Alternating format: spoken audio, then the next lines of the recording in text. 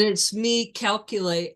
It's a memoir, but it's me writing what I remembered and calculating what I saw and what happened. So Oh, I didn't do it any other way. I went back and said, "Oh, so this is what I think was really happening." mm-hmm. Okay. It's Okay. pretty interesting how I worked my way through it. Mm-hmm. Interesting you bring that up. Uh, I guess my son was about 13 or 14, and I didn't know he was paying attention to me.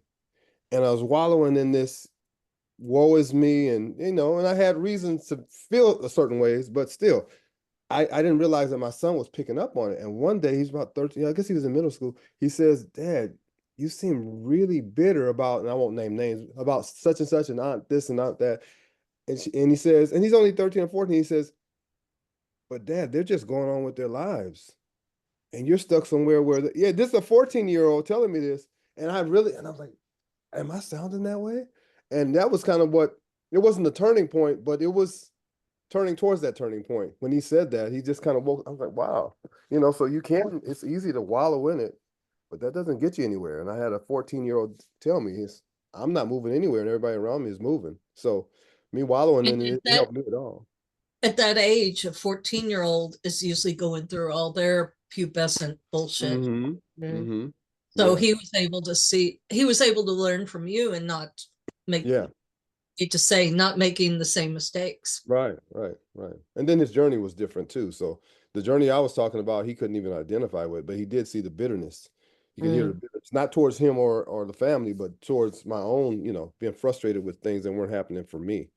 And he could see That's that. smart. Yeah. Welcome, Emily. So glad you're here. Hi, Carrie. Hi, Terry.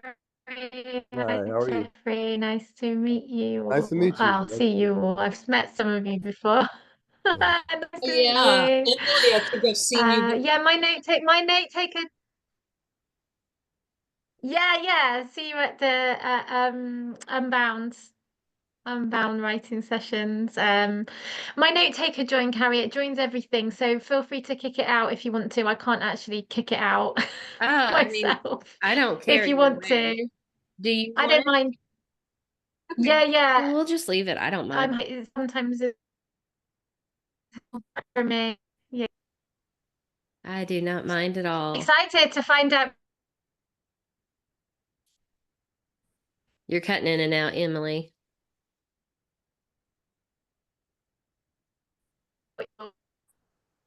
Yeah.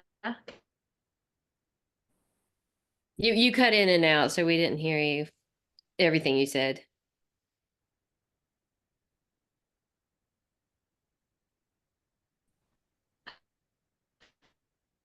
I'm going to write it in the chat. Okay. That works. Oops, I'm texting Karen, see if she's going to join us. I texted Jimmy too. Oh, good. Okay. And some people said they couldn't come, but they definitely wanted to have the recording. So Emily says, I'm excited to be here and find out more about your endeavor here. Well, we're glad you're here too. And we'll wait just a few more minutes and see who pops on, and they can pop in and out as they need to. But Emily, Terry was on our last call. You're on your hotspot because I'm in a friend's house. Ah, gotcha. So Emily is an author also with the Unbound Press, as is Terry, as am I. And Jeffrey, you probably would be if you were a female. It didn't happen that way, so no. But we're glad you're here as a male. Yeah, definitely. So yeah, that's how we all met. Oh, okay. And yeah, I met Jeffrey on TikTok of all things. Mm-hmm. And Karen that will join us. And then I met Jimmy on Facebook. He liked what I was doing and contacted me. So hopefully they'll pop in here in a minute. And who knows where, I can't remember. Like, I think there's somebody invited from my high school, somebody invited from my college experience. So we'll see. We'll see Yeah, who pops in. yeah. So Jeffrey, do you want to give a little summary, especially to Emily, about Be the Spark? Yeah, yeah. It's I it's an idea I think a lot of us have, but a lot of times we don't have a group or we don't have a community to kind of bring it up to. So this is like that community to instead of wallowing in it, as some of us do sometimes, finding a way to do something about it. And when we first started the group, one of the things I said, I don't know if we've maintained it, but we've tried to, is I didn't want, you hear people talking. I know people make a living off of talking, and that's fine. God bless them. But talking only goes so far. And I think Be the Spark, at least my ideal of it was to be the spark talking wise, but at the same time, inspire each other to do something in our communities or in our families that can make some changes, because that's how the changes come. They come little at a time, little pieces at a time. So that's what Be the Spark is to me, is that spark to do something, not to just talk about it. Because we've been hearing that, especially those of us that used to do demonstrations and did all of that stuff. You hear all this and it sounds good and everybody's feeling good. And then we go back to our communities and nothing at all has changed. Just the same old gripes. And so for me, Be the Spark is going beyond those same old gripes and doing something about it, so. And I think love is so powerful. I think love is underrated, and I think that love is uh not everywhere. I think there's a lot more hate than love. I really do. But I think love is so powerful. I read this excerpt in this book that said that love is so powerful that those people in power who aren't loving individuals haven't figured it out. All these millenniums, they still can't destroy this thing called love, regardless of the nuclear bombs or whatever. They have not been able to figure it out or destroy it. And that's how I think, that's how powerful love is. So it's corny, but it's true. So that's what Be the Spark is for me. It is true. Maybe why they're still coming here lifetime after lifetime to learn this. True. Say it again. I didn't hear you. Say it again. It may be why they're coming here lifetime after lifetime to learn about it. Maybe so. Yeah, that's true. They still haven't got it. It's Yeah, I like haven't the got people that had to repeat kindergarten over and over again. Yeah, yeah, that's a good point. Huh. I don't know if you guys can hear me. Yeah, yeah. I actually believe there are more people that believe in love than hate, and I truly deeply believe that. When I was a child and I would be scared of whatever was going on. I mean, I was born in 1980, and there was some wars happening around when I was, kind of 10 years old and things like that. And I'd see it on TV, and my dad would say to me, "Just remember, good always overcomes evil. Good always overcomes evil." And I think what's happening right now, and it's cosmic, we're coming into a time where the people that do believe in love uh, and good over evil are going to get very vocal about it. And that's Mm, been the issue, is that the people that want peace and the people that believe in love haven't been able to express that mhm, because of fear. And I mhm, think that we're coming into a time when that is changing, and collectively we are now finding each other through the wonder that is technology. mhm. So Yeah. yeah, that's kind of where I'm at, and I'm really, really excited for the future. I'm really, really very hopeful for the Mm, future. mhm, I believe that too. I believe people, the powers that be, or a group of people or whatever, um, want us to be divided and filled with hate because it keeps us, this is my stand on fear. It keeps us small, full of mhm, shame, low vibrational, and then they have power and control, and of course with that comes the money, right? mhm, Um and so my thought about this Be the Spark movement is that we are all way more alike than different. And mhm, instead of highlighting those differences and the division, we're highlighting the likenesses. And we're coming together as human beings who have had experiences, similar experiences, and we're working through those experiences together. And we're mhm, sharing our knowledge of how we got through things, kind of like your book, Terry. You know, this is how I got through my rock bottom and my completely lost feeling. And maybe there's a little bit of wisdom here that I can share with you that'll help you on your journey. Definitely.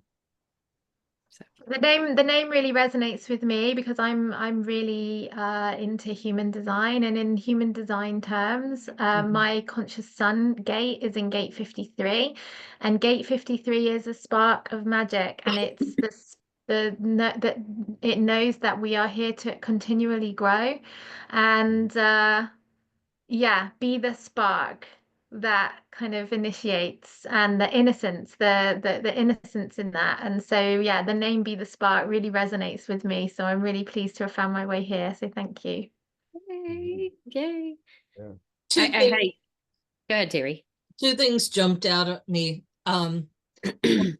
Maybe cliche and redundant and all that, but I still remember as a little kid in Sunday school, this little gospel light of mine, I'm going to let it shine. And as I got older and looked back, I thought, I always thought that was really cheesy. But as I got older and looked back, I realized what they were really saying was keep your light shining. And I started seeing that now in a different perspective, in a non-religious dogmatic type of concept. Yeah. Keep shining.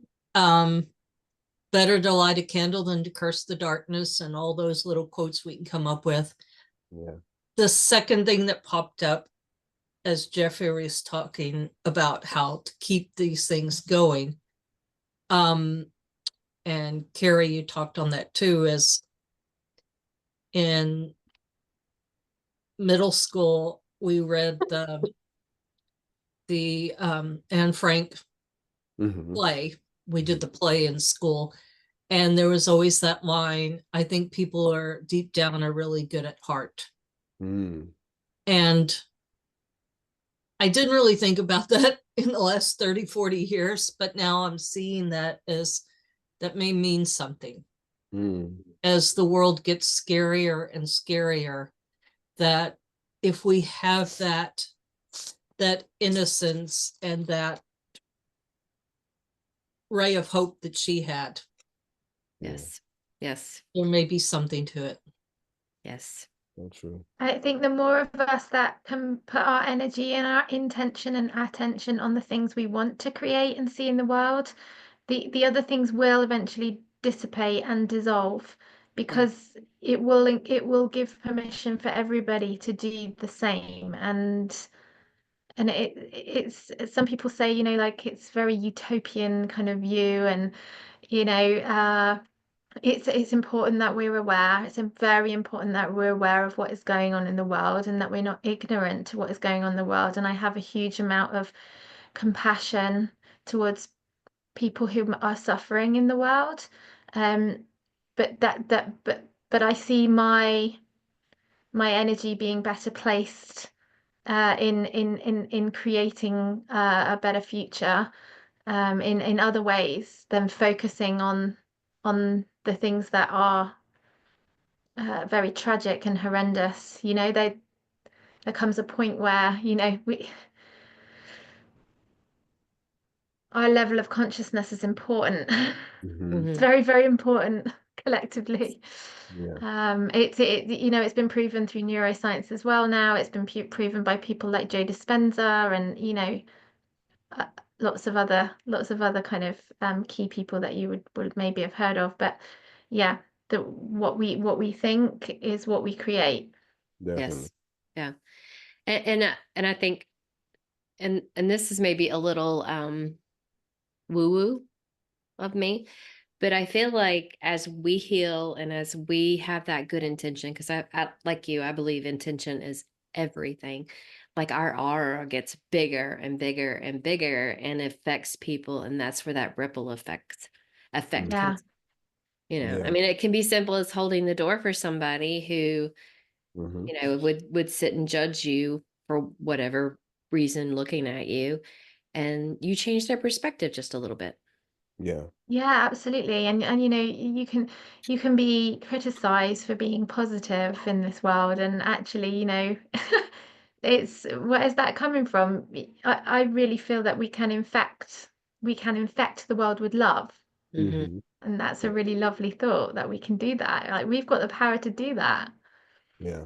My daughter. collectively. Yeah. We were my daughter lives in Australia, and I went to visit her well, a few months ago. And we go to these, she's taking me to all of these places, and my cousin from California also met us there. So she's in Australia for the first time. So we're just having a good time. And my cousin says after everything's over, he's like, Jeff, she calls me cousin. Cousin, you talk to everybody.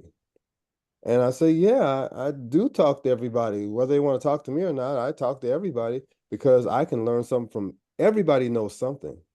I don't Hmm. care how far down your education is or how high up it is. Everybody knows something. So everybody has something to say that I can benefit from. And that's the way I look at human beings is, unless they don't want to be engaging, then that's fine. But I think everybody has something that I can learn from. So that's the way I look at people around me. Whereas before I used to look at differences. Oh, they treat me different, so I'm gonna treat them different. But now I look at people because I've changed. Not maybe not so much people have changed, but I've changed in the way I look at my perceptions of people. I look at them as my teachers. I really do. Some I can learn a lot from, and others just a little bit, and then I get out of that room, but I can learn from anybody. So that's kind of how my perspective has changed as far as human beings outside of my circle. Yeah, I believe in that too. Regardless of Yeah. their attitude, even. I mean, Hmm. even if they're ugly to you, Hmm. I think that we can learn something about ourselves. I'm watching my cat. She's living on my computer, just making sure she doesn't bite it. um, but yeah, I believe Yeah, there's. that we are medicine for each other, right? And Yeah. I think that yeah, it's interesting now, when I maybe have a thought or a feeling towards somebody that brings up what you might associate as a negative emotion. um it really is a chance for me, like you were saying, Jeffrey, to kind of learn something about myself in that moment, and to, like, we are all reflections of each other. And it's really interesting because I do think, okay, what's this situation come to me for? Like, what can I take from this situation that's going to help me? And it's interesting when you start to do that and you surrender to that, because you take radical responsibility then for your own life, for your own choices, and what you're going to create next. Hmm. I Yeah. love that. Yeah. Well, let's go ahead and start talking about the fear book.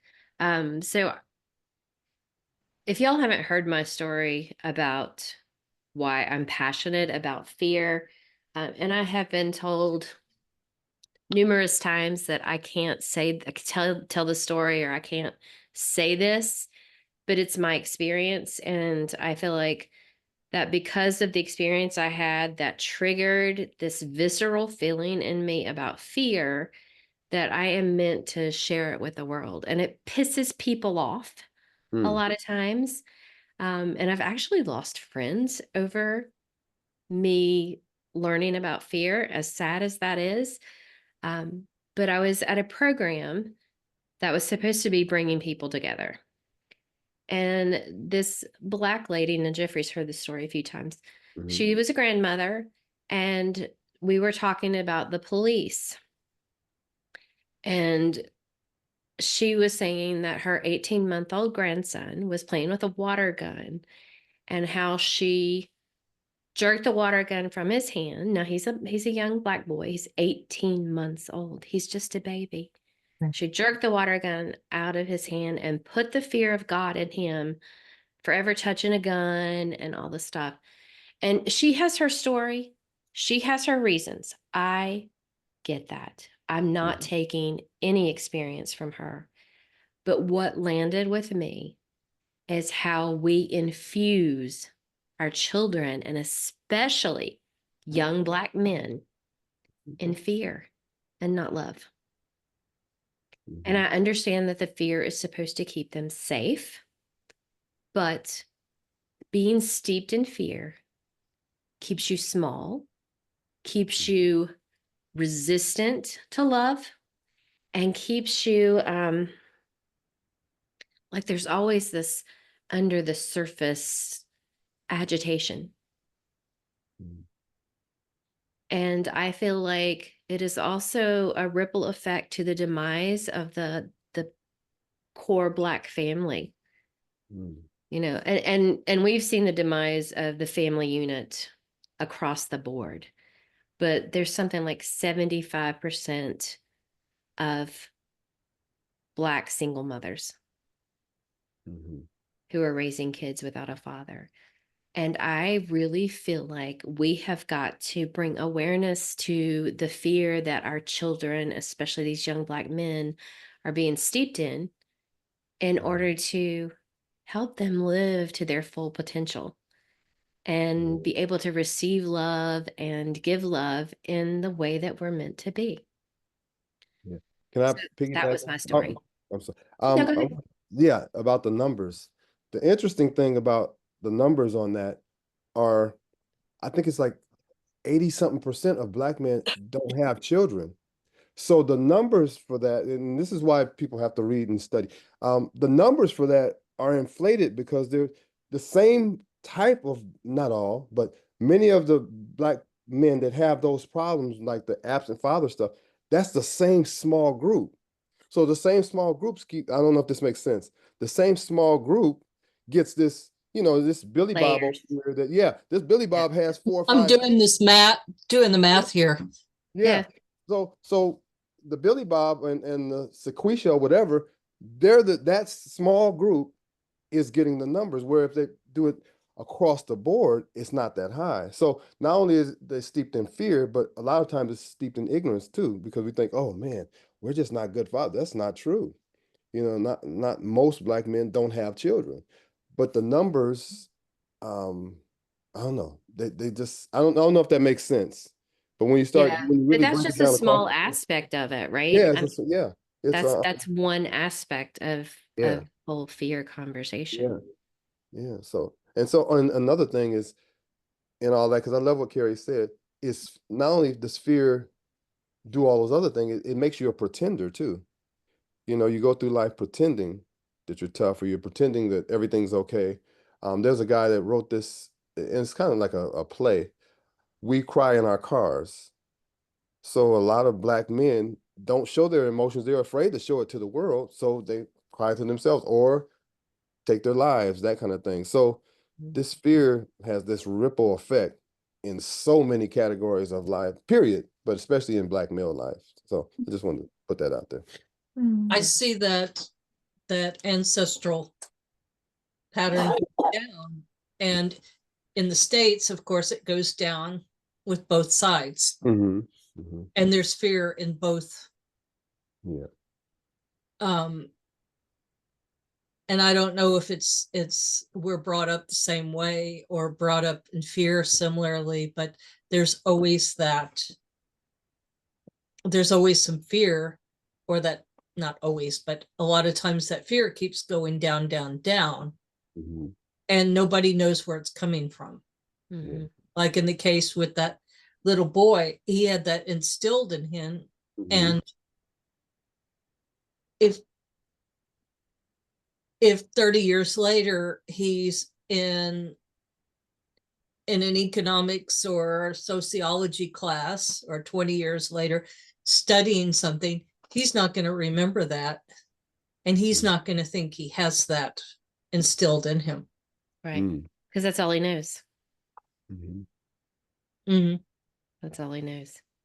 Mm-hmm. And that is just, I mean, and that was what really like landed with me. And like, I felt it completely visceral through my entire body, and then you like look out into the world and listen to the media and listen to the politicians and listen to the teachers and then you see the bickering, and it is all fear. Mm-hmm. It is all this, we are steeped in this foundation of fear, all of us. Collective. For me, it comes down to responsibility. I mean, Carrie, I think what you're talking about here is, for me, the experience that you've articulated there, and feeling this real visceral urge to do something about it, to take some action of some kind, to do something about it. And unfortunately, there's been so in society around, look the other way, Yeah. or don't get involved, it's not your place, Right. don't say anything because it might be dangerous, or people are going to judge you, and like you said, you've lost some friends, it's triggered people. Actually, I've been triggered by people, and actually now I can it's again, it's a chance for me to grow, to evolve in some way. And I think that there's going to be more and more and more people rising now to actually think, no, it's each of our responsibility in some way to do Mhm. something.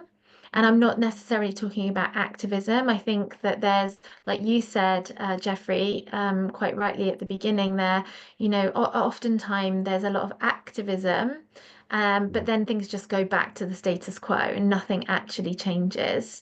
Right. And actually, it comes to a point now where we can be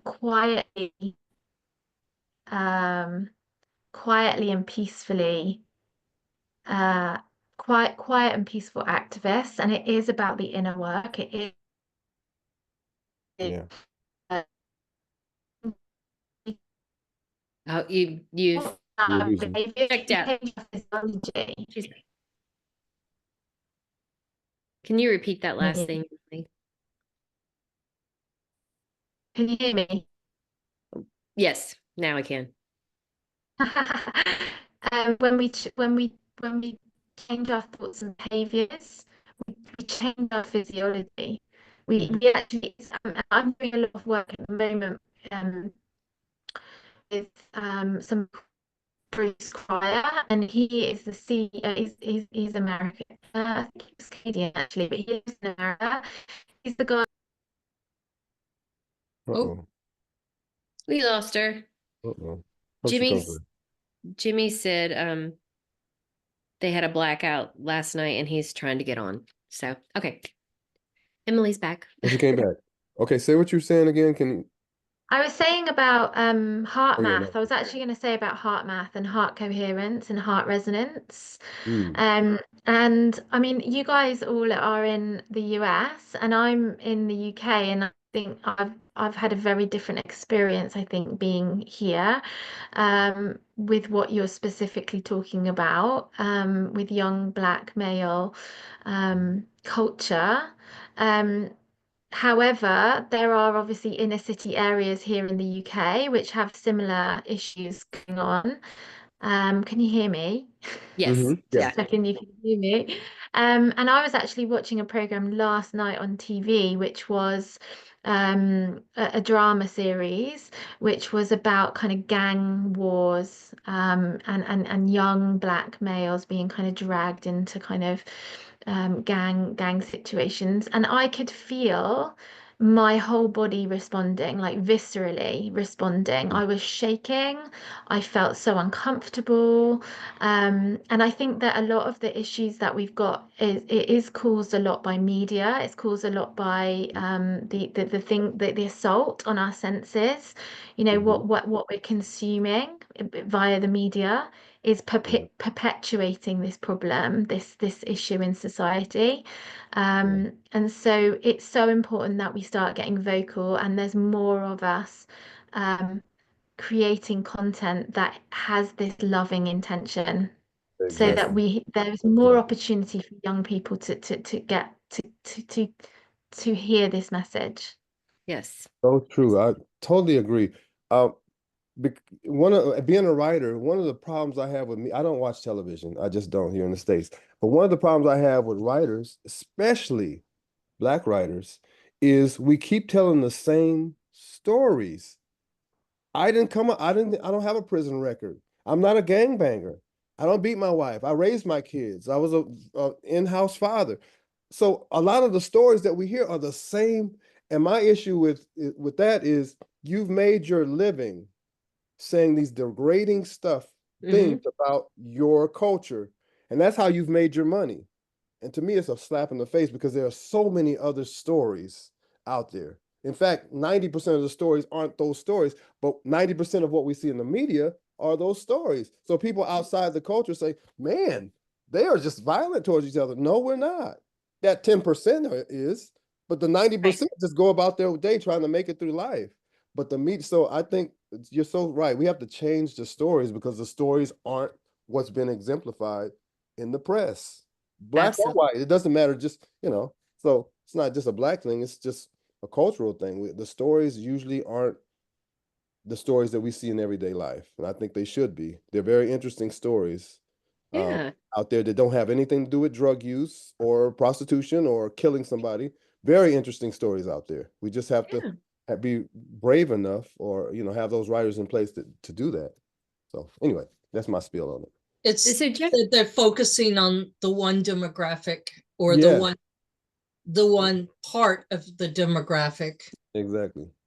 Yeah. And yeah, I mean, I grew up in a generation with the Cosby Show, and I said, there's different. There's different. Yeah, definitely. Yeah. Jeffrey, let me ask you this. Do you think that that same narrative gets replayed because there has to be this, it feels like there has to be this tough persona, like don't mess with me kind of thing? Or do you? I think no. I think that may be some of it, but I think more than that is we want this image of you. If you can write this image of you, it will go over. If you can put this type of image in your music, this is what we will play. Yeah. It's expensive to get stuff played on your radio. It really is. People that you hear all the time on the radio, their backers and stuff have put some money into that. So it's expensive. So I can't just make up a song and say, hey, I think this should be on the radio. No, it's going to take some money. So the monies that are being put are backing the music, are backing that kind of music, that kind of media, and so the little kids are watching this and saying, wow, that's what I want to be like, because that brings success. Yeah. That brings success. Oh, I want, being a square, being good at science or being interested in something else won't get me that kind of notoriety. So I want to do that. And you have these small kids. It's ridiculous. Anyway, yeah. So I don't know if I answered your question, but that's. No, yeah, you did. You did, because the one friend that I have lost, I've known him since kindergarten. He is a black man, and he's like, I'm not scared of anything, and I carry it and I do this and I do that. Nobody's going to mess with me. And I'm like, it feels like to me that he is scared. And that's why he puts on this tough guy persona, because he's scared to show his soft side. And he's scared to open up to love and connection because he's scared he's going to get hurt. That's men, period. Nice guys, I know I have a bunch of ladies on here, but nice guys get shit on. That's the bottom line. Nice guys, they really do. Yeah. Just being honest. So guys, knowing that, they don't, they protect that. Regardless of what the demographics are, guys protect that, because it's terrible to feel vulnerable as a guy. Let your emotions, and then somebody play that back at you when they're upset with you. Yes. So guys protect that. Yeah. So glad you made it, Jimmy. Jimmy said his phone was at minimal, so he is going to keep his video off, but he is finally here. And Jimmy, I'll send you the recording. Okay, thank you. Can you hear me? Yes, we can. Okay, it's a pleasure seeing you all guys. I'm seeing Terry, I'm seeing Emily. Jeffrey, you're looking good. Hey, buddy. Okay, we can proceed with the discussion. I'll be following. Okay. So kind of like to move the discussion along about fear, that's why Jimmy and Jeffrey and I decided to have this collective book, a collaborative book about fear, because fear takes on so many aspects, right? So many forms. And not until we move out of fear can we I mean, and you can feel love on different levels, but if you live in fear, you're keeping yourself in that low vibrational place where you can't rise up and feel joy and love and connection and all the beautiful things in this world. Mhm. And so that's what I want this book to exemplify, is how whoever is writing their piece is that we've lived in fear and this is how it affected us. The moment that we decided, we woke up and we're like, I'm not doing this anymore. What we've done to work our way through fear and how we've come out on the other side to be a more loving, compassionate, empathic, giving person. Does that make sense? Mhm. How do you all feel about I just want to hear your thoughts on this, about karma, because I'll tell you how my thoughts are. I really used to believe in karma. I just really did. But then I started reading, I just like to read history. And after years and years of reading history, I don't know if I believe in karma. I'll tell you why. Because karma is that thing where if you do this, you get that back. That's what I've always, now I may be wrong. If you do this bad thing, then it's coming back to you, you know. That's an But interpretation. I don't think yeah, that's what the so hit. maybe that's what I had wrong then. Because I always thought that if you did this, it came back, you know, and eventually you pay for whatever you did, right? But I'm not historically, even sure if I That's get. another story to keep us in fear, Jeffrey. yeah. Yeah, exactly. The reason I want to hear your feedback on it is because I don't believe in karma, because historically the people that have done the most terrible deeds. I'm like, man, when does this person get some retribution from what they did to the planet, not just to their family, to their. So how do you guys, I don't know if that makes sense, but how do you guys feel about karma? Do you really believe there's karmic energy and you get what you give? Maybe I'm wrong, maybe my interpretation was wrong, so maybe that's why I no longer believe in it. But what do you guys feel about it? Or My maybe my feel about idea it. is that, well, there's two things. There's karma, there's the law of attraction, and all of these things can have different interpretations. And I'm going to skip aside of that for a minute and say that I believe we can create the world we want. We can create our own reality, but there are many ways of doing that. Mhm. So it could be we relive an experience, or an experience. Well, what karma could be is that we experience something and it comes back and we learn a different lesson from it, or the same lesson each time this cycle goes around. Mm. And it could also mean that we're thinking, and I don't want to just be overgeneralized and say it can be anything, but I think it's the way we take the lessons that come in our life, or the events in our life to fashion what our reality is, Mm. if that makes sense. Mhm. That's my thought on it. Mm. For me, about karma, I strongly believe in vibration. Whatever we put out in the world, I believe it comes back to us. That's me personally. It's not something like a theory I follow, but it's something I believe in. I choose to believe in. As Terry said, that we choose our own reality. I don't care about all the concepts behind it. What people think about karma, or what people think about what we put in the world, and that comes back to us. For me, I strongly believe whatever you're doing, whether bad or good, there in some way it will come back to us. Mm. All the energy we put inside the world, and it has been a fundamental, even in the setting of our communities, even in technology or anywhere. This is something which is used. This theory, what you put in the world, in some way or the other, to come back to us. And it takes me back to the book. The reason why I was in, like, why I supported this when the idea came up of doing this collaborative project, I saw it as an opportunity to inspire the world. Mhm. This knowledge, the experiences that we are going to share are going to live even when we are not around here. And to me, I saw someone coming after me, maybe years after this, reading an experience, reading a story, and in some way or the other way they can get healing. Maybe it can be a study. As our motto says, our tagline is be the spark. You never know, this may be a spark in somebody's life, not today or tomorrow, but some time to come. We are going to live something generational. Trust me, you're doing a very great job. You have done a very great choice choosing to be part of this, and I'm just happy and excited about what's going to come out of this.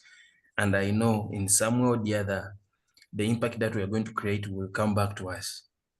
Either, even if we are not here, to our names. Thank you. Mhm. Thank you, Jim. Thanks, Jimmy. I think that fear is not bad. I don't believe in right or wrong, good or bad. I think fear is a necessity. It's part of what keeps us alive. And it's when it becomes dysfunctional. It's when it lives within us unnecessarily that we make choices. And so when you ask me if I believe in karma, I believe in karmic choice points that we get to in our lives. And we do have choice. We have a choice in how we respond to everything that happens to us. I also believe that we come into this world as love, as light and love, and we leave the same way. And there's a lot of things that can happen to us along the way that can have us fall into that place of chronic fear. But we do always have a choice, and I think that for me, we were talking about the media, it's been proven now that people that don't watch the news in the morning are happier come the afternoon. Yeah, Right. So, I believe. so like, let's just, yeah, I think getting those good news stories out into the world is where it's at, because we will then infect the world with love rather than fear. Yeah. Mm. Yeah. Oh, maybe just a second, Kerry, Go ahead. before you chip in. Let me add on what Emily has just shared. I will direct it to Jeffrey. Mhm. For what I think, karma. Are you getting me? Yes. Yes. What I think, karma, we can have it as an inspiration that we are grateful about. The problem comes when you have it, when you hold it as a limitation. You must not allow it to limit you. That's what Emily was saying, that these are some of the things that might even like leave the fear within us. So for me, what I think it's something that you can use to inspire you, maybe in our daily lives. Giving, for example, giving. For me, I believe in giving. When I give, I know in some or the other, it will come back to me, but not as a limitation, but something I'm grateful about that's inspiring me to live a happy life. Yeah, Mm, that's a good point. Thank yeah, you. that's beautiful. Yep. Beautiful. Yeah, Carrie, having said, have go ahead, Emily. it just reminded me of something else I heard today on a podcast that I was listening to, which was about there was a conversation going on about post-traumatic stress, Mhm. but there is actually another phenomenon called post-traumatic growth, and that is also possible. And actually, it is about the choice that you make with what you do that happens to you. And if you can turn something very, very traumatic or considered traumatic or damaging into something good that helps others, then that's classed as post-traumatic growth. And like that comes back to what Jimmy was saying about what you put out into the world. You're giving something back, you're turning something awful into something good. And we all have the choice to do that. Mm. Yeah. Yeah. I think that's what Terry's book is about, and what a lot of my book and my writing is about is, and my podcast is called Soul Confetti, Celebrating Life's Lessons. And that's where you reflect back, and you don't love your trauma, but you learn to have gratitude for that trauma, because now you are who you are and you love who you are. Yes. And I think a lot of times, going back to karma, is that, yes, I believe what you put out in the world will come back to you. But I also believe that it may not come back to you in this lifetime. If you believe in past lives. I used to not, being that good Southern Christian girl, but I've had some experiences that have made me really question that. And I feel like unless we learn whatever we're supposed to learn from whatever it is we've been through, we will keep repeating that experience. And it becomes a choice to heal or to live in that fear or sadness or being distraught, which of course does all kinds of physiological stuff to your body too. Definitely. Mentally and emotionally and spiritually. And you can't, like, I think the karma piece is that moment when you decide to use whatever's happened to you for the greater good. And if that greater good is just for you, that's okay. Or that greater good is for your children, so they don't have to go through that. And you can stop generational trauma or whatever it is. I believe that karma is how you use your experiences to further the world to be a better place. I like that perception of karma. Maybe I believe in that.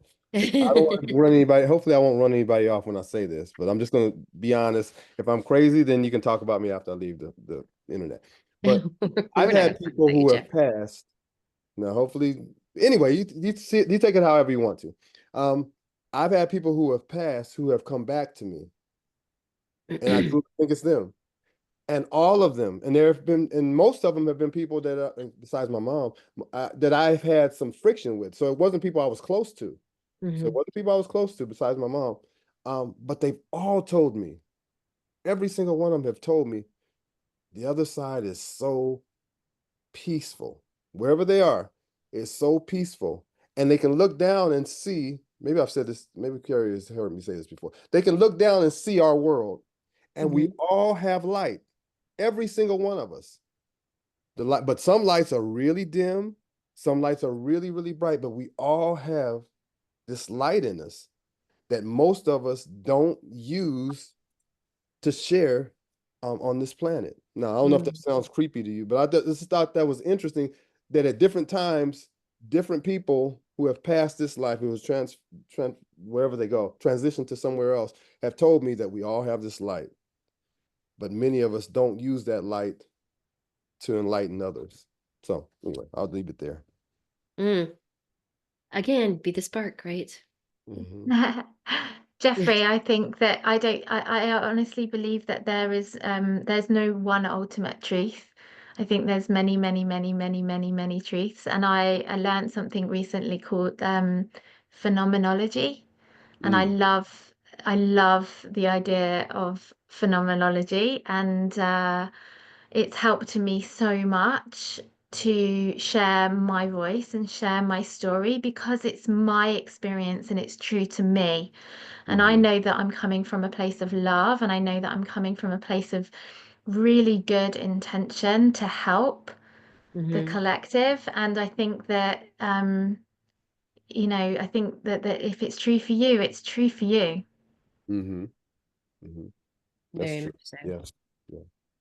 So Jimmy says, yes, indeed, on what Emily just shared, which was previous. It resonates with the book project. Such knowledge can direct us to overcoming fear and limitations. Absolutely. So I have something that goes along with the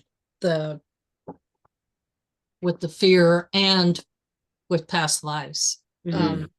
and this is what came to me when you talked about the book about fear.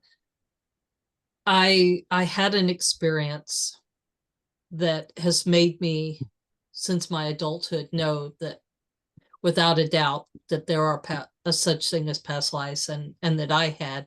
When I was 3, I experienced the first time my fear of heights, which I long since overcame, or learned how to work with.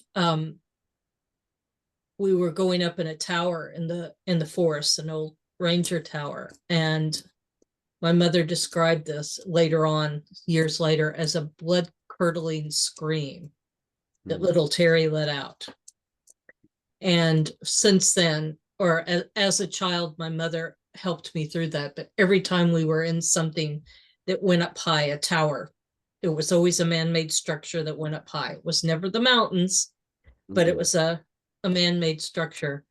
My mom would say, there is a reason why you're afraid of this, and we don't know why. But she had me work with that. And in my teens, my sister was reading a book on reincarnation, and I said, okay, that's what it is. Because how would a 3-year-old at that age have such a fear like that, so strong? And I've learned how to overcome it, as my mother explained each time. You can go as far. So from the time I was 6 or 7, and we were able to work with it, she says, you can go as far as you feel comfortable. When it's too much for you, you can step back and go back down again. And I worked with it all along. I don't know if my mother was reading psychology books or if she just common sense knew this, but that's how she worked with me. And what occurred to me now, as I'm thinking about it, is conquering that fear has helped me handle other types of fear in the same way. I always only jump in as far as I can without going too far. I like that. And then next time you can go a little further and a little further. And it was the Six Flags Tower, and there I was. But at that time you could still climb all the way up on the stairs. And okay, that's too much. I'm not going at age 11.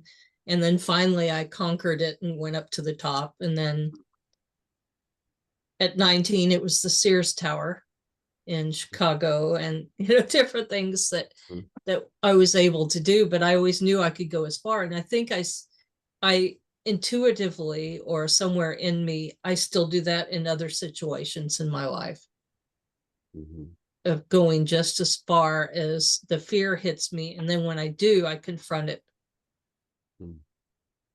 And see, at that level before I go beyond what. I love that, because also then you begin to listen to your intuition, right? You listen to that visceral feeling that you get, and you're like, okay, this is my limit.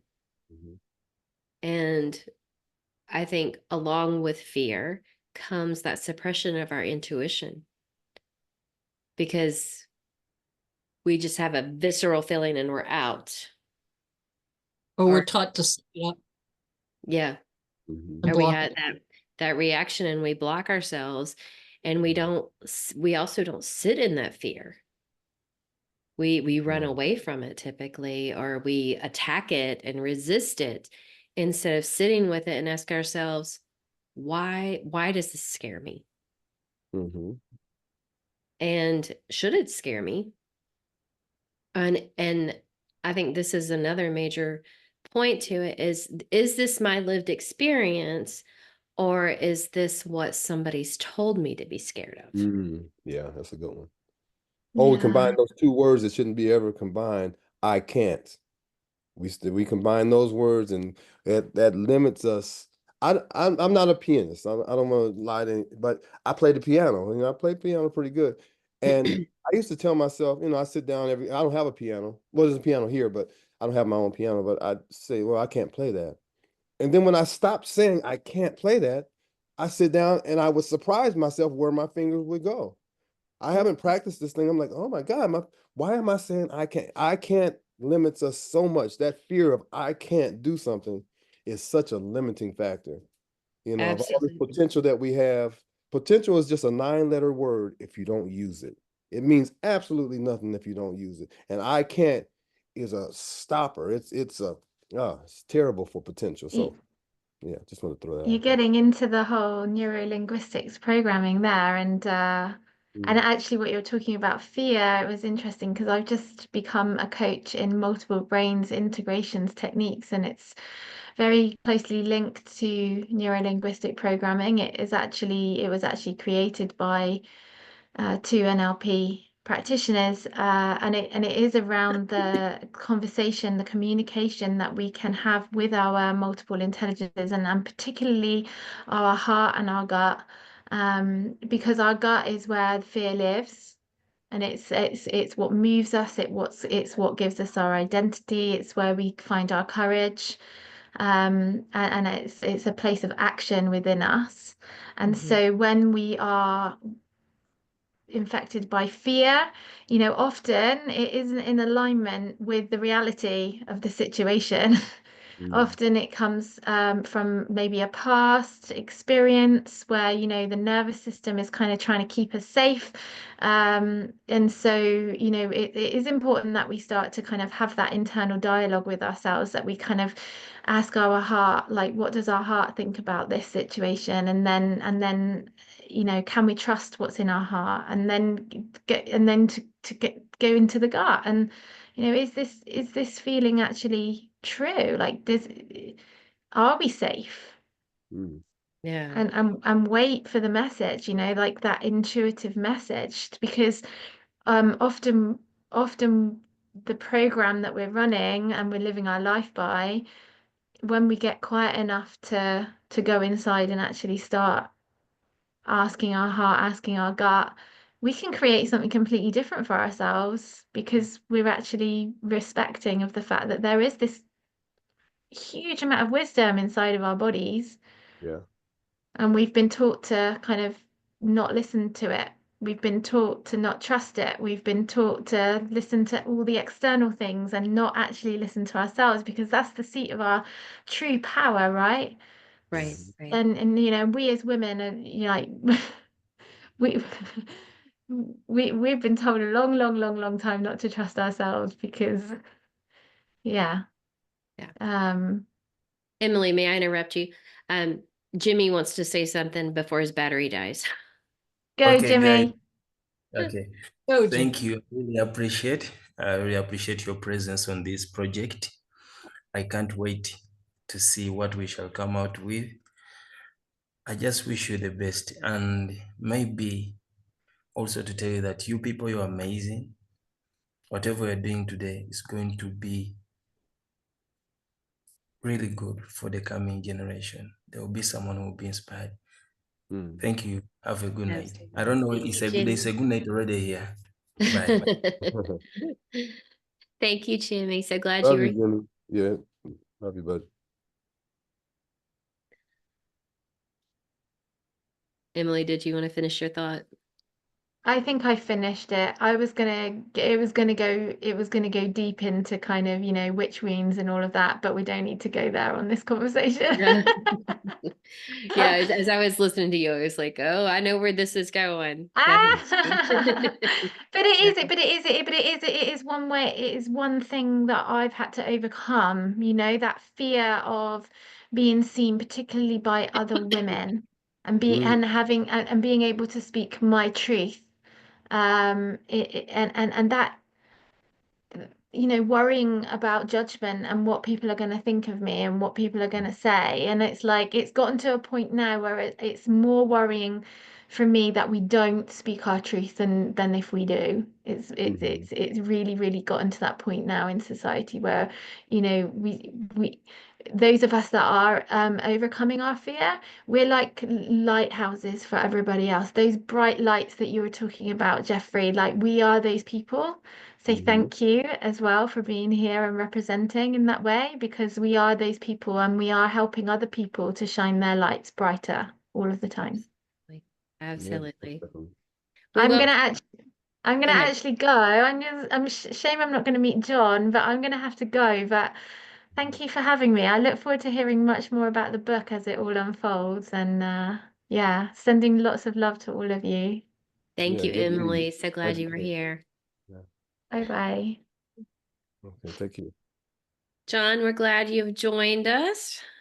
We've just been talking, of course, about fear and how fear infiltrates so much of life and how we can overcome it and be the light in the world.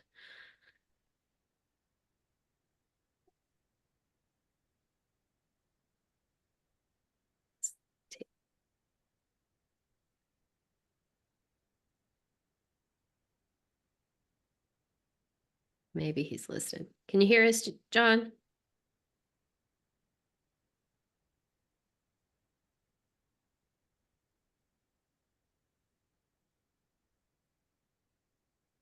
Maybe he's No, I don't think he has his mic on. at work, but couldn't miss this meeting. Okay. Oh, okay. Oh, Well, good. we are Glad to glad hear. you are here. Yeah. But we were just about ready to get to wrap it up, I think. I Let's have a see. question. Yes, ma'am. Is this the direction is each of us coming from our own experience and approach of fear? And it could be anything, different directions and how we experience that with our own example. Yes. Okay. So And if you go ahead. we don't necessarily have to have similar stories at all, or they're all totally, they can be No, they're totally, all individual, like fingerprints. yeah. Yeah. I mean, if you wanted to write about your fear of heights and how you overcome it, that is, I mean, I think that's very impactful. Mm-hmm. Yeah. I'm probably writing more about like how I see society. I've actually written like 3 different pieces. And in my opinion, until the book gets like 400 pages, if you have more than one experience to write about, then I'm down with all the experiences, you Yeah. know. Mm-hmm. I mean, it Yeah. can be For me, it can be a life. poem or anything. Yeah. Mm-hmm. It can be a lifetime because I've gone through Yeah. different phases to each different situation. So as much older adult, when I first learned how to ski, when I came to Europe, or snowboard, and being up on a gondola hanging dangling from a rope, I'm like, oh, hello, dear friend. There's my fear again. How do I handle this? Okay, hold on to the side. Yeah. I think we overcome one and here comes another one. I think it's part of life, you have to, life is constantly overcoming things, so yeah, it doesn't stop. I don't think you all of us get to the point where I'm just fearless. No, there's going to be something that's going to challenge you. I think we just have to overcome it in our own little small. When you were talking about going up the high tower, I thought about it was just a cruel thing. I think I wrote about it in my book. My stepfather, I thought he was my father for the first 24 years of my life, but we would go to the park, and I actually came to the point where I hated going to the park because we go by the swing. Well, I like swinging, but he would put me on the swing and push me as high as, and I'm like 6, 7 years old, and I'd be terrified. I mean, absolutely terrified. And I look back on it now, it's like this man got, for some reason, that he enjoyed that fear that he put into me. So a lot of our, well, maybe not your fear, but a lot of my fear has been induced by somebody else has given it to me. So it took me a while to understand that and face it in that way, that wasn't my fear initially. It was given Yeah. to me. And sometimes that's the hardest fear to overcome because it was given to you. So you figure whoever gave it to you had a reason for giving a decent reason for giving it to you. And it wasn't a decent reason. So I thought about the swing when you were talking Yeah. about going up in that high tower. I'm Well, and seeing that- much as there's probably for you, there was a shame of being afraid because he was doing it and you had this trust in him. Yeah. My father's not going to hurt me, but Right. and so if I'm afraid, it's because I've done something wrong. Exactly. Yeah. Yeah. Yeah. Yeah. Yeah, I was terrified for years. I just didn't like going by a swing as much as I love to swing. If I was with him, I'm like, I try to not make eye contact towards that swing, but eventually he called me over. And Mhm. wouldn't do it to my brother or sister, but he would do it, and it was just like I was terrified. And you shouldn't be terrified as a child. You just Right. should not be terrified. Children should be playing and laughing and scraping their knees and learn how to ride bicycles and not be terrified, Right. I agree. And does that when I wonder, because I'm trying to think back at times that I was terrified as a child. Does then it make you have an expectation that if somebody does something to you, that they're intentionally hurting you? Which we Mm, know we now know it's about them, right? Like we know right. if somebody is hurting you, it's typically about them. But when you have an experience like that, then do you think you're doing the next person is going to come along and do this to me for a reason? Yeah, I had that for And- years. yeah, and then you I you did. I didn't trust contract. anybody. Like, oh no, say Yeah, the wrong thing, and it may be not intentional at all. But I'm like, those guards would come up immediately. Up, yeah, you're trying to hurt me. You gotta stay.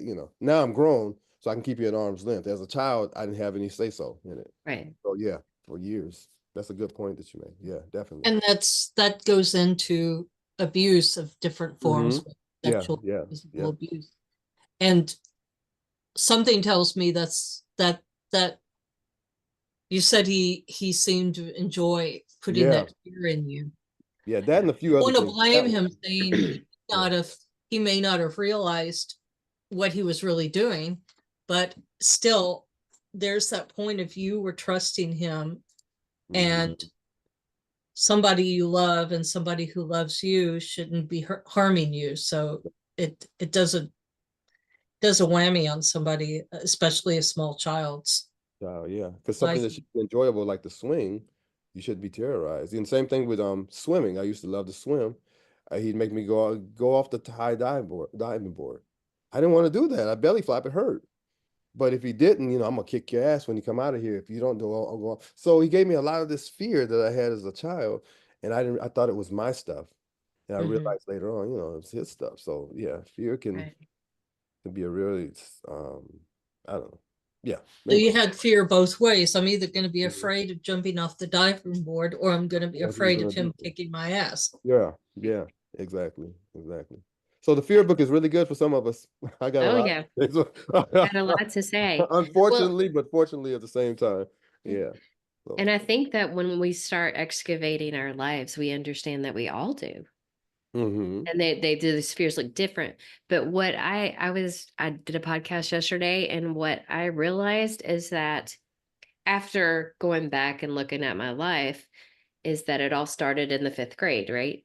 mm, And then when something happened in the 9th grade, then those 5th grade feelings supported the 9th grade mm, feelings, which began, then you collect those more feelings, and the next event, then we collect more feelings. mm, And until if I had dealt with the 5th grade thing in 5th grade, hmm then I wouldn't have had those scars to help support the 9th grade and the 11th grade. And it all built until you're like carrying around all these reasons why you're not good enough and you're not Yep, worthy, or you're whatever it is, perfectly because you said. haven't worked through it. Perfectly said. Yep. And I think fear can be that way too. Yep. Then we look for like the law of attraction, right? Then we Mhm, look for that supporting factor, mhm, and then it just adds more layers Yeah. onto us. Looking for to prove our theory, Hmm. hmm Yeah. a So true. self-fulfilling prophecy. Yep. Yeah. That's yeah, that's a whole nother rabbit hole to go down to, Sure. right? But it's Yeah. all supportive of this book, and how we can share our experiences and help people recognize where they're fearful and where it lives in their body and what it's stopping them from doing, and how they can overcome. Mhm. And think about if we invested. I no longer watch sports. So when I go, well, I'm letting my hair grow now, but when I go to the barber shop, people are like, hey, well, who's such and such? I'm not interested in that now. So imagine that the time that we put into watching others achieve whatever they've achieved through hard work or whatever. Imagine if we invested that much time in ourselves, each of Mm, us, in whatever it is that we're good at. Imagine if we, that 2 hours that I'm going to watch this guy that go up and down a court or this guy hit a tennis ball, the 2 hours that I invest in that every single weekend, what if I invested that 2 hours into me and being a better and more complete person? Oh my God. You're talking about shining. All of us would be shining. But right. there's so many distractions that take us away from that, fear being one of them, that we don't, a lot of times we don't do it. You know, we have 80 years on the planet and 75 years of it, we're just going through the motions instead of really just shining and and taking our potential and flying with it. Yeah. Being the observer, not the participant. Mm-hmm. Yeah. Mm-hmm. Yeah.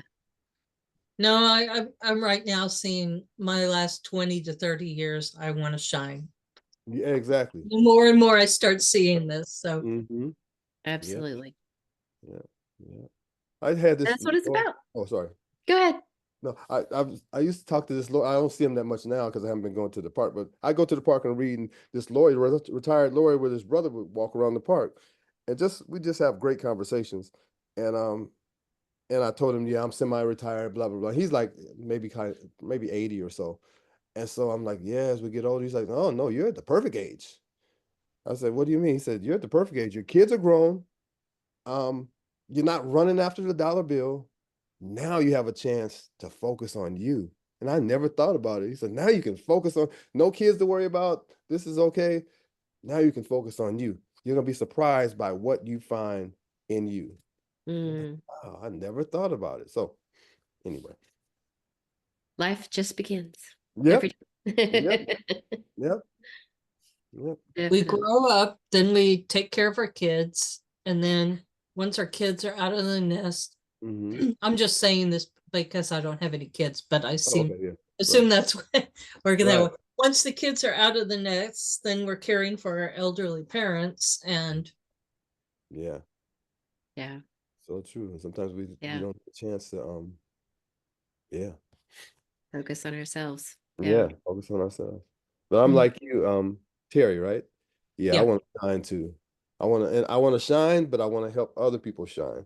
But Yeah. I can't help them shine if I'm not shining. I have to focus on shining so I can, don't have to talk about it. They can just see it. Right. They can That feel way it. you They can experience inspire it. it. Yep, inspire it. Exactly. Yeah. Exactly. I'm so much believing that's what I came here for, is to help people find their inner voice. But Mhm. it took me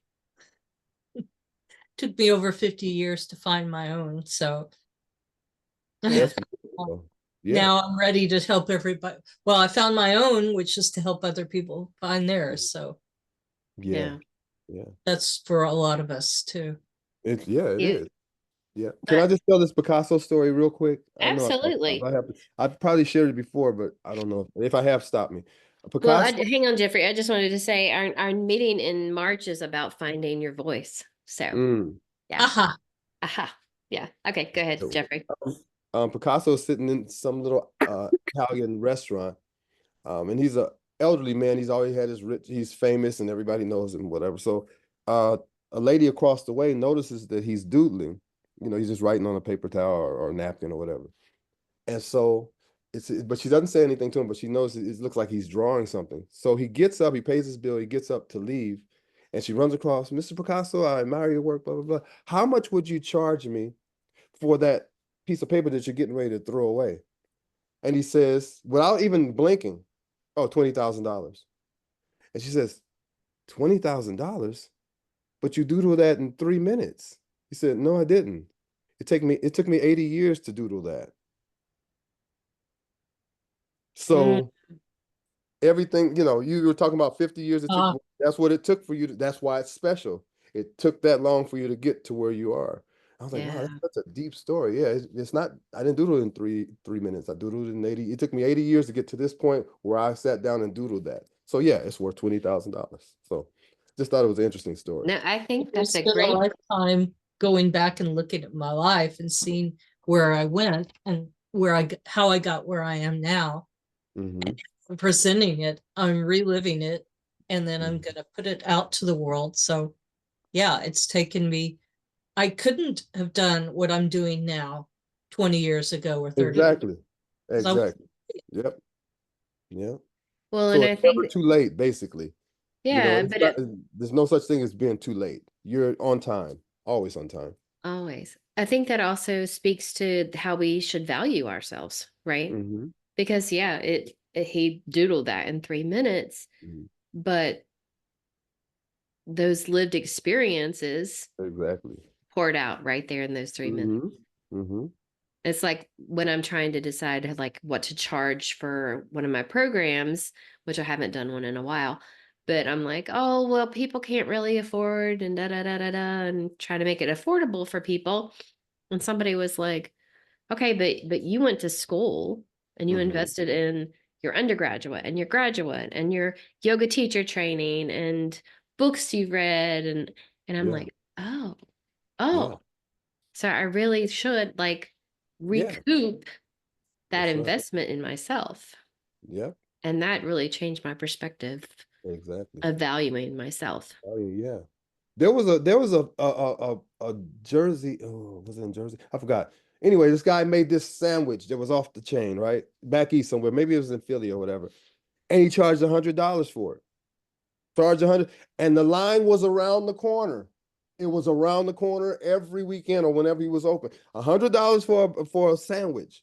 People would pay for it. You know why they would pay for it? Because he thought it was worth that. And because he thought it was worth that, they said it must be pretty special if he's asking $100 for this sandwich. So yeah, we have to put worth on our stuff. You know, Yeah. this wasn't before we came, it wasn't here, and it won't be here after we're gone. So Mhm. whatever we're bringing to this planet, no one has brought it to the planet like we have. So we have to put worth on that. I'm gonna stop talking. I talk too much. Anyway. No, you don't. It's very passionate. I love it. I love I it. did hear a story from a very high-priced coach. And I took this course. It's Alan Cohen. He does a lot of books with Hay House. And he said at that time, this was 10, 12 years ago, he was charging $500 an hour for a coaching session. Mm-hmm. And he says, yes, I charge that because people are willing to pay that. But at the same time, the fact that I'm charging that amount, so he brought up his prices as the demand went up. Mhm. He says, but keep in mind, and he was teaching other people who were also coaches. And he says, but keep in mind that the fact that I charge $500 for a session, that leaves room for a few pro bono coaching for people who can't afford it. Mm-hmm. No, true. Yeah. So it Yeah. entitles me. And he says, sometimes I charge 100, sometimes I do pro bonos, sometimes I charge less, but I know that I can because there are the people who are willing to pay that. So that's another perspective too. Yeah. Yeah. Definitely. Woke me up. Mm-hmm. Yeah. Yeah. Yeah. Mm. Such a great conversation. Yeah. This book is going to be phenomenal. Mhm. And as we collect more writers and more experiences, people are going to eat this book alive, I believe, and it's going to change lives. Mhm. Okay, so what's your time frame? Because it was clearly past the time frame. Yeah, well, I did not plan on being out of the country for 3 weeks in December either. So. um, what do you think, Jeffrey? I have a lady who is willing. Her name is Karen, and she is willing to do the editing for us. Oh, So I'm excited about that. Um, do you think what's today? February It's middle of 15th? February. Yeah. What do you think about like May 1st, everybody I having was their thinking about May. Yeah. initial Yeah. articles in? Just have all of this stuff in. Do you need help with reading it or whatever? We can share it. I don't want that to all be on you. What are we gonna do as far as that? Or you want to talk about? Yeah, I will me and you and Jimmy will Okay. we'll Okay. read them. Work that out. Okay. Yeah, and then we'll send them to Karen to edit, and then Okay. we'll go from there. I would Yeah. love to see this book out by September. Oh yeah. Yeah. Um, so let's shoot for that. So May 1st, 2025, to have your initial Have pieces everything in. done. Everybody have their stuff in by that Yes, time. Okay. yes. Right. And That's definitely doable. yeah, let's have another meeting maybe in late March and just check in with everybody.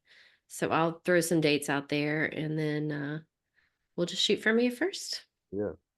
So Yeah, I think right now is good as we're talking for me to explore the direction I'm going with it and compiling notes about different experiences and feeling out how I'm going to approach it. So that gives me plenty of time to explore that, and not just, oh, I'm going to write this in 3 weeks and get it out. Yeah, and this conversation has sparked some different ideas. I've taken a few notes, and of course, Yeah, me too. you have the recording to rewatch if you want to. I'll send that back out to everyone, and just contact me or Jeffrey or Jimmy if you have any questions. And yeah, it's going to be great. Yeah, so Carrie, you said you're taking notes. Would it be possible just to put a couple of bullets of some of the topics we discussed? So then I can refresh my memory of what we discussed, or who brought up what topics. which Yeah. is good. Yeah, what I'll probably do is, I mean, I just took a handful of notes, but what Yeah, I'll probably do is go back and rewatch it probably tonight or tomorrow. I'll go ahead and send out the recording as soon as I get it back from Zoom, and then I'll send out notes tomorrow. And if Yeah. y'all want to add anything to it, we can do that. Okay. Yeah, I hope perfect. you before you leave, I hope you talk about that, because that's powerful. That really impacted me. What you talked about as far as how you got to a certain place and then you stop, overcome that, and then take it a little bit higher. I think that's a very powerful on so many levels. Not to tell you what to write, but that really impacted me. Yeah, and that's what woke me up on it too, was that journey of from the 7-year-old and 10-year-olds mind frame of I could do this, and putting it in that perspective, it helps me to see, and it helps other people to see, of 11 years old, I actually got to the top of the Six Flags Tower. Woohoo. Yeah. And I almost walked to the edge of the rail and looked over, but not quite. But That's a huge step. next year when I go to Six Flags, I'm going to actually look over. And of course, after that, they kind of blocked it off where people couldn't get up to the edge. Right. I have a fear of heights too, and like even like up on a 6-foot ladder, like I get a little wobbly. And I was, what is the one in New York? The Empire State Building. And it's blocked in and all that, but like my daughter would stick her hand out of the fence and I'd be like, and my legs would go weak and all that. But I went up on top of the Eiffel Tower and I was fine. And then in Morocco this past year, I went up in a hot air balloon and I was fine. I don't know what happened, but that's got me thinking.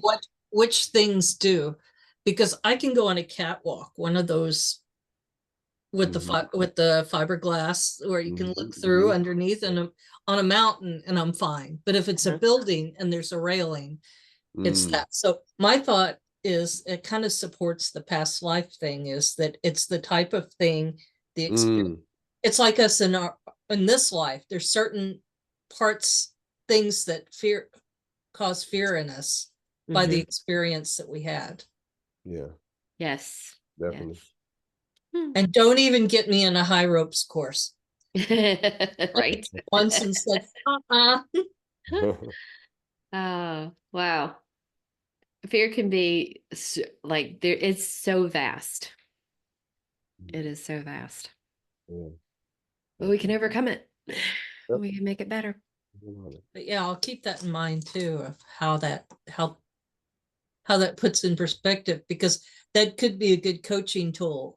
Go each step, and which step makes you a little more afraid or a little bit more nervous or whatever the emotion is, and go further than when you're. Exactly. And I didn't even think about heights. When you were talking about, I was thinking about all kind of aspects of life, like, ooh, that's a good philosophy to have in all kind of, if you're going to go into a new setting where you don't know any, but you can use it in so many Public speaking. First start talking to 10 people, and then you make it 20 before. Don't jump out there and talk in front of 500 people the first time. Right. Exactly. What I see is, like, you know, we've always been told, get out of your comfort zone, get out of your comfort zone. But how I've reframed that is expand your comfort zone. Yeah. So you're not like stepping out of it, because then you got to come back in. No. You have Like, to once build you're it. out, you're out. Like, so just expand your comfort zone. And every time that you do something a little fearful or scary, Mhm. You're and expanding. you overcome it, your comfort zone gets bigger. Exactly. Exactly. Yeah. Yeah. You want Such to a be great comfortable in your conversation. fearlessness, you know?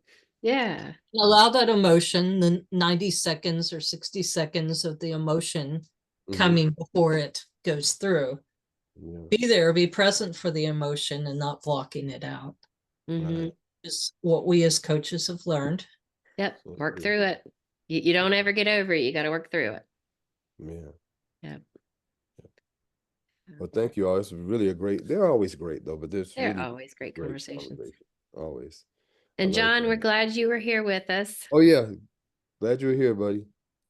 Next time you'll give us some feedback on it. Yeah. He And Hopefully looks so right in the room. thoughtful there. Yeah. It's a great picture. Yeah. Great picture. He says, much love. Much love to you all. I look forward to this book. I'm so excited.